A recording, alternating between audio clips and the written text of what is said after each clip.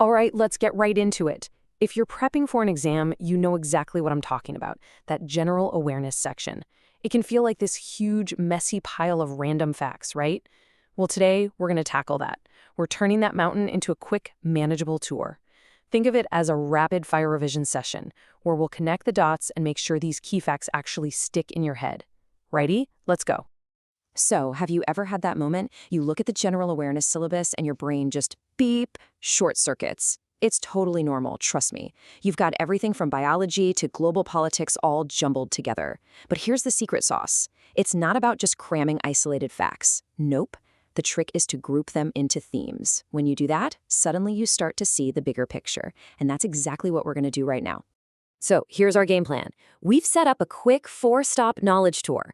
First up, the human element. Then we'll jump into the science of life. After that, we'll tackle the rules of the universe. And we'll wrap it all up with culture and current affairs. Let's kick things off with our first stop.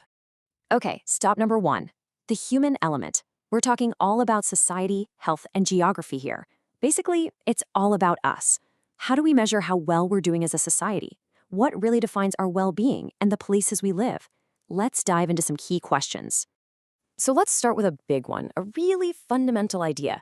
You know, it's pretty easy to look at a country's economy, its GDP, and say, okay, they're wealthy.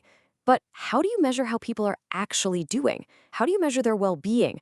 What's the metric for that? And the answer is the Human Development Index, or HDI. Now, this is super important, so listen up. The HDI basically says that a country's success isn't just about money. It's a 3-legged stool. You need health, so people live long, healthy lives. You need education, so people have knowledge. And then you need a decent standard of living, which is income. A truly developed country is one that invests in its people, not just its economy. That's the core idea. Okay, so we've talked about a global yardstick. Now let's zoom in, way in, to a specific place in India that's had a massive impact. I'm talking about Anandwan, the incredible community founded by the great Baba Amti. It's a haven for people who've often been pushed to the margins. Any idea where you'd find it? The answer is Chandrapur in Maharashtra, and you'll want to lock this one away in your memory bank. This is a classic question for exams because it ties together a hugely important person, Baba Amte, with a specific real-world place of social change. All right, time to switch gears. For our second stop, we're going from the big picture of society right down to the microscopic level. We're diving into the science of life, all about biology and how our bodies work. First up, a question about a really important neurological condition. So, from a purely scientific point of view, what exactly is epilepsy? Okay, here's the definition you need to know. It's a chronic neurological disorder. Let's break that down. Chronic means it's long-term. And what's it known for? Recurrent seizures. And what causes those seizures? Abnormal brain activity.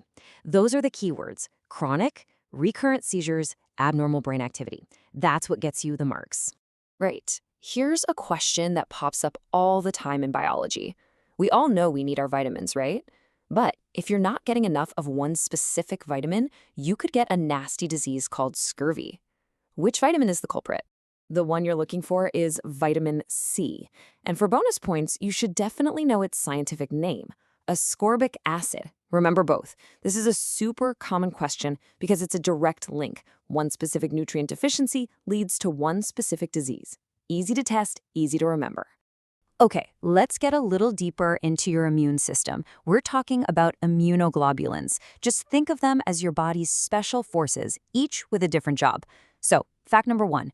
IgM is your first responder. When a new infection hits, IgM is the first one on the scene. That's correct? Fact number 2, IgD acts like a lookout or a receptor on your B cells. Also correct. But here's the tricky one, the one designed to trip you up. IgG is a major player in your blood for sure, but it is not the main one in things like tears and saliva. So if you got a question asking which of these are correct, it's only the first 2. It's all about those tiny details. And just like that, we're moving on. From the tiny world inside our bodies, we're zooming out to the big, fundamental rules that govern everything. Welcome to stop number 3, the rules of the universe, covering some core ideas in physics and chemistry. Let's start with a basic chemistry concept: mixtures. On one hand, you have a heterogeneous mixture. Think sand and water. You can clearly see the separate bits. Easy. But then you have a homogeneous mixture, like salt and water. The salt just vanishes. So what's going on? Well, picture the water molecules. They aren't packed in a perfect grid. There are tiny little spaces between them.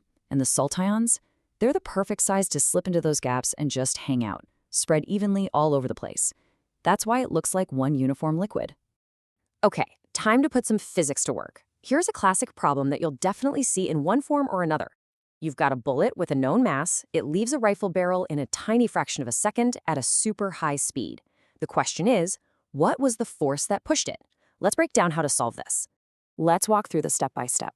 The magic formula is F equals ma. Force equals mass times acceleration. But wait, we don't have acceleration? So step 1, find the acceleration. That's just velocity divided by time. So 300 divided by 0.006 gives us a massive 50,000 meters per second squared. Okay, step 2, and this is where people make mistakes, convert the mass. The mass is in grams, we need it in kilograms. So 12 grams becomes 0.012 kilograms. Got it? Now for the final step, plug it all into the formula. Force is 0.012 kilograms times 50,000, and that gives us our answer, 600 newtons. See? It's just a simple step-by-step process. We're on the home stretch now. For our fourth and final stop on this whirlwind tour, we're diving into the world of human creativity and how we all interact. This is all about culture and current affairs. Think history, art, and what's happening in the world today. Okay, let's start with some current affairs, specifically looking at international relations. You may have heard of the Varuna naval exercise. It's a pretty big deal. So who is India's partner for this major joint operation? And the answer is France. The Varuna exercise is the name for the joint naval drills between India and France. And here's a tip. Paying attention to these military exercises is a really smart way to figure out a country's most important friends and allies on the world stage. All right, get ready for a cultural speed run. 4 key facts, boom, boom, boom. First, architecture. Qutub Minar, perfect example of Indo-Islamic style. Dravidiya-style temples, look for that square base and the pyramid-shaped tower. Got it? Next, music. In Punjabi folk music, a var is a powerful heroic ballad. And finally, an important Islamic term. Laylat al-Qadr translates to the night of power. 4 quick hits, all high-value facts for any exam. And that's a wrap on our quick tour. I mean, think about it. We went from the Human Development Index all the way to the immune system's immunoglobulins, from Newton's laws of motion to international naval exercises. And that's the whole point. General awareness isn't about memorizing a million random things. It's about seeing how it's all connected, how everything weaves together.